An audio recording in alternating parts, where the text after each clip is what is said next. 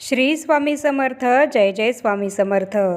तुम्हा सर्वांचं पुन्हा एकदा अगदी मनापासून आपल्या या नवीन व्हिडिओमध्ये मी स्वागत करते. येणाऱ्या शुक्रवारी 8 मार्चला महाशिवरात्र आहे. फाल्गुन कृष्ण पक्षाच्या चतुर्दशीला महाशिवरात्री ही साजरी केली जाते. या दिवशी भगवान शंकरांसोबत माता पार्वतींची सुद्धा आपण पूजाही करत असतो.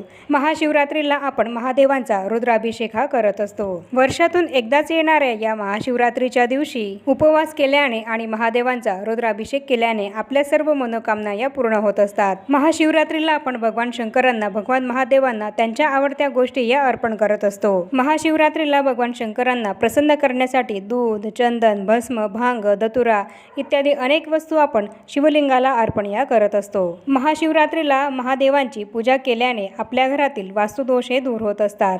तर अशा परमपावन महाशिवरात्रीला आपण आपल्या घरातलं 18 विश्व दारिद्र्य हे जाण्यासाठी काही उपाय जर केले तर त्याचा आपल्याला 100% उपयोग हा होत असतो. कधी कधी खूप काम तर आपण करत असतो, पण हवा तसा पैसा हा आपल्याकडे येत नाही आणि आपलं दारिद्र्य हे काही केल्याने संपत नाही. खूप पैसे नाही तर निदान आपल्या जीवनामध्ये आपल्या रोजच्या ज्या गरजा आहेत त्या तरी आपल्याकडनं पूर्ण व्हाव्या इतके पैसे तरी आपल्याकडे असावे असं प्रत्येकाला वाटत असतं.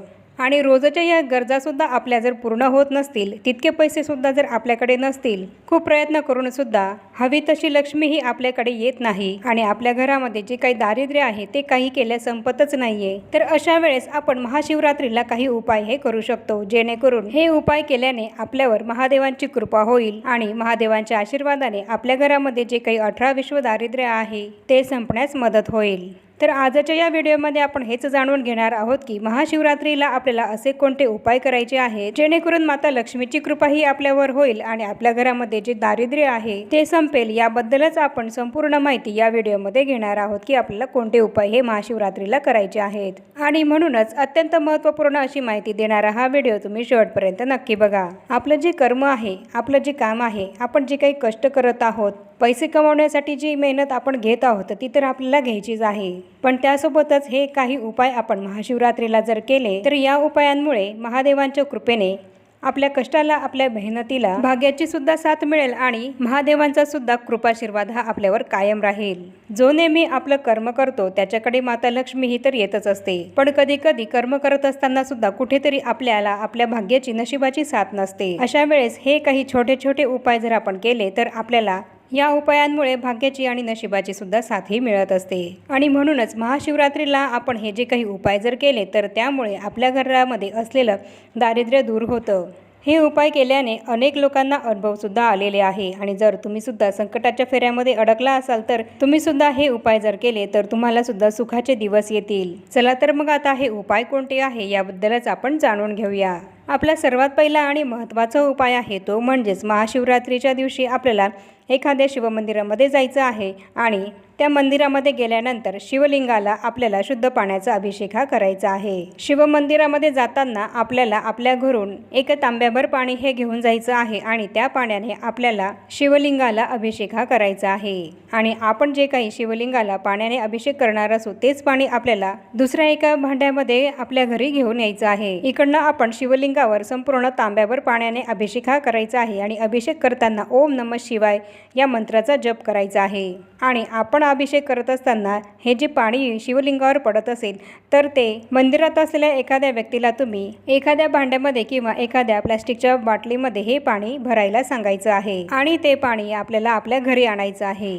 आणि त्यानंतर घरी आल्यावर हे आपण जे काही दुसऱ्या भांड्यामध्ये किंवा एका प्लास्टिकच्या बॉटलमध्ये हे जर पाणी भरलं असेल तर ते पुन्हा आपल्याला त्या तांब्यामध्ये टाकायचं आहे आणि हे पाणी आपल्याला आपल्या संपूर्ण घरामध्ये शिंपडायचं आहे. आणि हे पाणी आपल्या घरामध्ये प्रत्येक रूमच्या कोपऱ्यामध्ये शिंपडत असताना ओम नमः शांभवाय च मायोभवाय च नमः शंकराय च या मंत्राचा जप करत हे पवित्र पाणी आपल्या संपूर्ण घरामध्ये आपल्याला शिंपडायचं आहे. पाणी शिंपडताना हा मंत्र जो आपल्याला म्हणायचा आहे तो मी तुम्हाला डिस्क्रिप्शनमध्ये लिहून देईल, तिथे बघून तो तुम्ही म्हणू शकता किंवा इथे वर स्क्रीनवर सुद्धा तुम्हाला तो मंत्र दिसत असेल त्याप्रमाणे हा मंत्र आपल्याला पाणी शिंपडताना म्हणायचा आहे.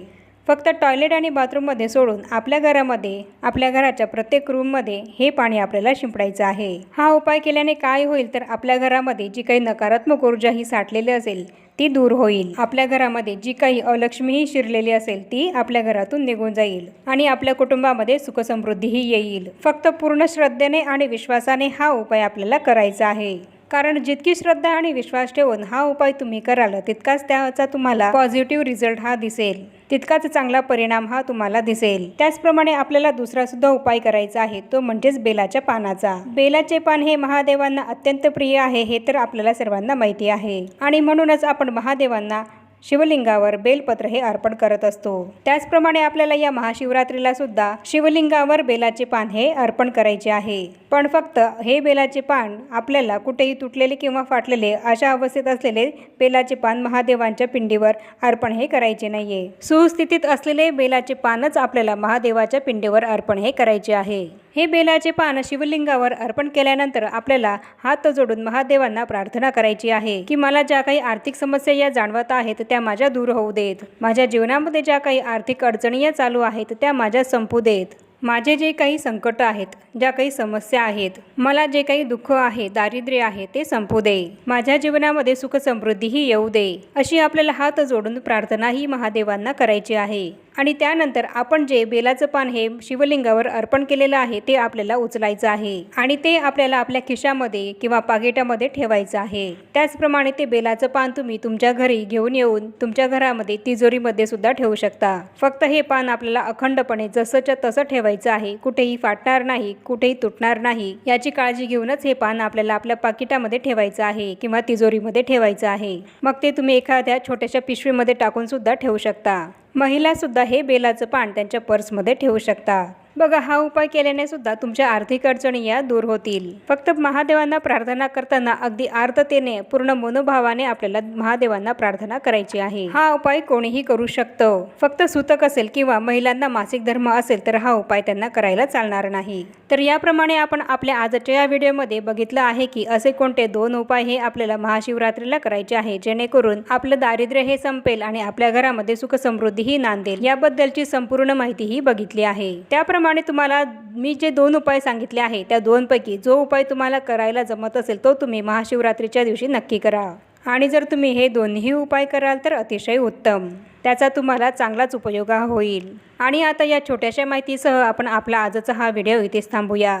चॅनलवर जर पहिल्यांदाच आला असाल तर चॅनलला जरूर सबस्क्राईब करा आणि ही व्हिडिओतली माहिती इतरांपर्यंत पोहोचण्यासाठी या व्हिडिओला जास्तीत जास्त लाईक आणि शेअर सुद्धा जरूर करा आणि भेटूया पुन्हा अशाच नवीन एका माहितीपूर्ण आणि महत्त्वपूर्ण व्हिडिओ सोबत। तोपर्यंत सर्वांना श्री स्वामी समर्थ।